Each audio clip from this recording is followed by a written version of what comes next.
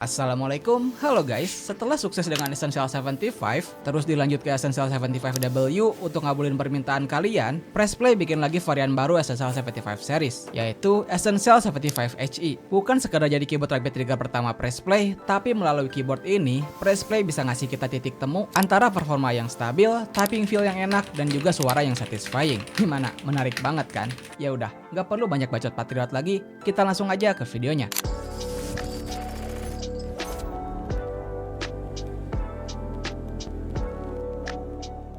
Di paket pembeliannya nggak ada box sleeve kayak yang kita dapat di versi reguler dan juga versi wireless. Tapi kalau dari isinya sih sama persis. Kita dapat 2-in-1 switch dan keycap spooler, kabel novelty USB Type-C, user manual, sticker pack, anti-dust cover, dan plastik cover khas Essential 75 series. Secara desain hampir gak ada perubahan dari versi reguler dan juga wireless. Masih mertahanin looks industrial futuristik dengan case transparannya. Tapi di versi Rapid Trigger ini, aksennya berubah jadi warna kuning. Cuma aksen knobnya aja yang masih pakai warna oranye. Memang agak ngeganjel sih. Tapi menurut gua, ini tuh bisa jadi penguat identitas kalau keyboard ini tuh masih line up Essential 75 series. Untuk layoutnya juga masih sama persis kayak dua versi sebelumnya. Compact 75% dengan 81 key dengan rotary knob di ujung kanannya. Build quality-nya juga sama persis kayak versi sebelumnya. Polycarbonate case-nya kerasa solid banget. Yang jadi nilai jual utama Essential 75 series juga kita dapetin di sini, yaitu strukturnya sama persis pakai 2-piece case, daughter board-nya udah misah, terus di dalamnya ada silicone dampener, EVA PCB foam, PCB 1,6 mm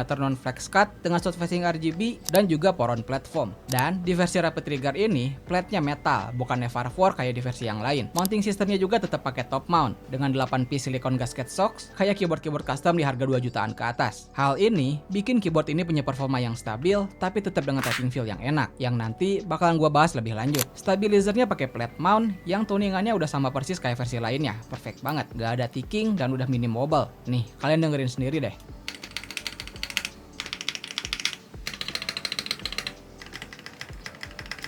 Pokoknya secara garis besar, strukturnya tuh mirip banget kayak dua versi sebelumnya, udah kayak keyboard yang di custom lah. Bedanya aja cuma itu tadi. Di versi ini plate-nya pakai metal. Untuk keycaps-nya sama persis juga, pakai PBT double shot dengan CD profile, kombinasi warna hitam dan juga broken white gitu. Stroke di alphas-nya sih udah cukup clean ya, rapi banget. Yang sedikit kurang konsisten itu ada di bagian modifiernya, yang menurut gua sih nggak begitu kelihatan juga. Kalaupun nggak suka, tinggal kalian ganti aja. Karena udah pakai PCB short facing, jadi bisa bebas kalian ganti pakai keycaps apa aja. Asalkan jangan yang low profile aja. Switch-nya di sini pakai Nichiren switch, bikinannya Pressplay sendiri, yang secara default actuation point-nya ada di 1,7 mm dan total travel-nya ada di 3,4 mm.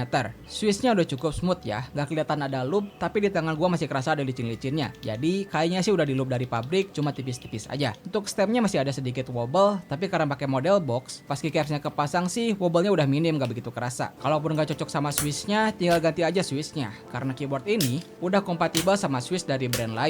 Udah gua coba juga pakai Gateron Jet Pro, Gateron Jet Ruby, Gateron Green Dragon, TTC Magneto, dan Duhuk, semuanya aman bisa kebaca. Di versi Essential 75 HE ini koneksinya wired only, tapi polling rate-nya udah up to 8K dan scan rate-nya udah 128.000 Hz. Untuk polling rate-nya bisa disetting di software Essential 75 HE yang udah web based ini. Di softwarenya juga kita bisa setting actuation dari switch-nya sampai 0,1 mm, sedangkan rapid trigger-nya bisa disetting sampai 0,02 mm.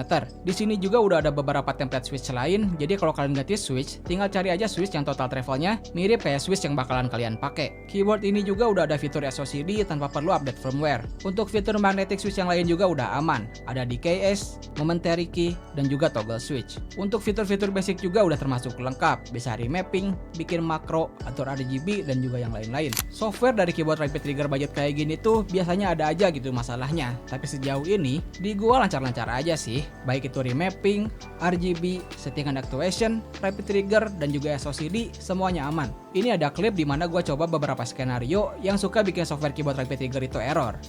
Nah, karena di sini ada 4 tab, kita setting 4-4-nya biar kelihatan nanti error atau enggak. Untuk remap, gua coba ini. Home kita ganti jadi screenshot kali ya.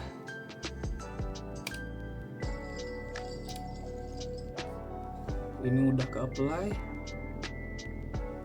Terus lighting yang RGB-nya on kita bikin off aja biar gampang kelihatannya. Nah, untuk rapid trigger kita setting WSD aja. Kita turunin ke 1 mili, biasanya gua pakai 1 mili. Kemudian rapid triggernya di sini 0,5. Gua biasanya pakai settingan segini.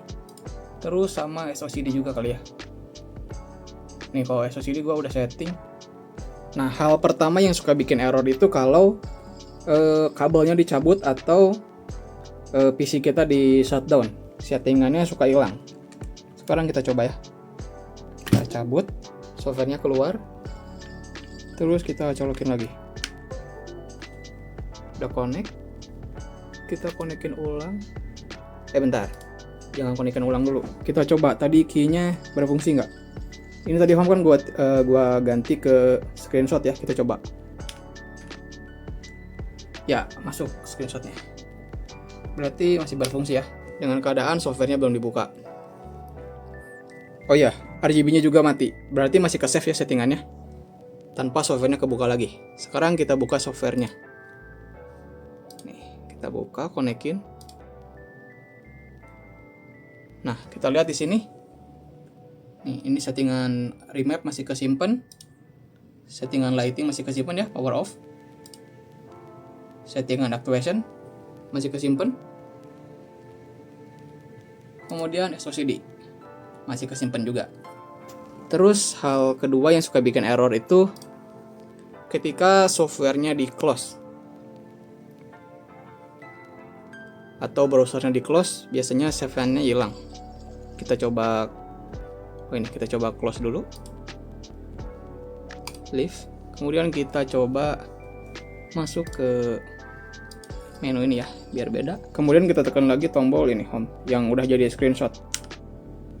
Sekarang kita lihat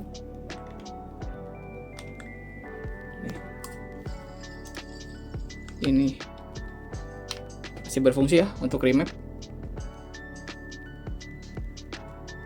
Nah, untuk remap masih berfungsi. Kemudian kita tes bentar. SOCD-nya masih berfungsi dengan baik tanpa ngebuka lagi si softwarenya. Sekarang kita buka softwarenya. Oh, sekarang langsung kebuka ya, nggak perlu konekin lagi.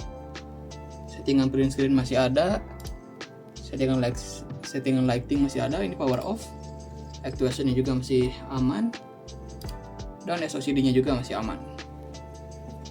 Jadi sejauh ini stabil sih softwarenya. Gua nggak nemuin ada masalah. Kalau misalkan kalian punya skenario pengetesan yang lain, coba tulis aja di kolom komentar. Nanti bakalan gua balas pakai VT di TikTok atau di Instagram gua. Thank you.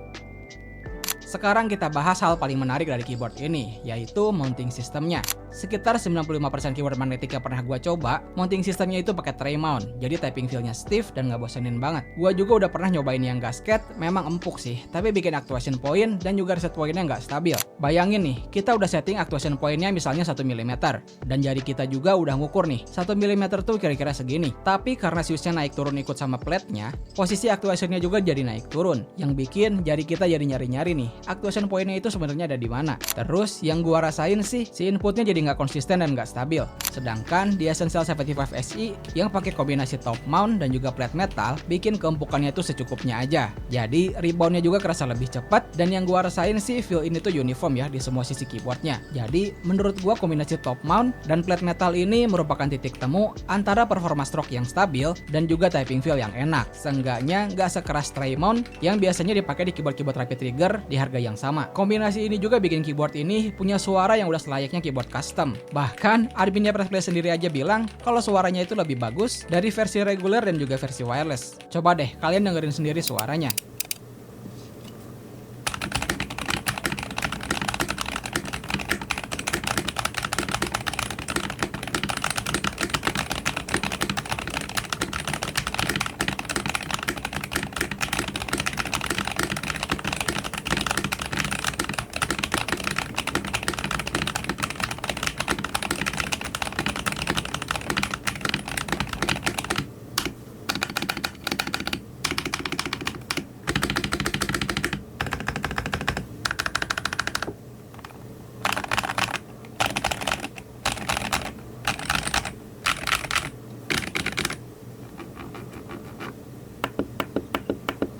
Gimana menurut kalian suaranya? Coba tulis di kolom komentar ya. Kesimpulannya menurut gua keyboard ini udah komplit banget sih. Selain dapat performa sebagaimana mestinya keyboard Rapid Trigger, kalian dapat desain yang estetik, build quality yang solid, layout yang bisa nge-cover gaming dan juga kerjaan kalian, typing feel yang enak, dan suara yang satisfying. Ruang kustomisasinya juga luas banget. Kalian bisa custom fisiknya kayak keycap dan switch, bahkan custom fungsinya kayak activation point, Rapid Trigger, dan lain-lain. Jadi kalau kalian beli keyboard ini tuh kerasa beli keyboard Rapid Trigger sekaligus keyboard custom juga. Untuk harga 659.000 di e-commerce dan 629.000 di websitenya Pressplay, menurut gua keyboard ini worth banget dengan segudang value-nya yang gua sebutin tadi. Memang banyak banget sih pilihan dan juga pertanyaan ke gua. Di harga segini, mendingan Essential 75 SI atau A atau B atau C dengan perbedaan screen rate sekian Hz, latency sekian millisecond, actuation dan juga Rapid Trigger sekian milimeter. Jujur, untuk gua yang gak kompetitif amat, Apex gua mentok di Master, CS mentok di 18K, dan untuk Delta Force nyampe Marshall aja butuh waktu yang lama. Perbedaan sekian Hz, sekian millisecond, dan sekian milimeter itu gak begitu gua bisa rasain dengan tangan gua. Kalau kalian kayak gua yang main game kompetitif tapi gak sesensitif itu sama angka-angka tadi, menurut gua Essential 75 SI ini bisa banget kalian jadiin prioritas di pertimbangan kalian. Kalau ada pertanyaan boleh ke Instagram atau ke TikTok gua di sini, dan jangan lupa juga follow TikTok gua karena sebentar lagi bakalan ada giveaway keyboard. Dan untuk video ini mungkin segitu aja. Makasih banyak yang udah nonton.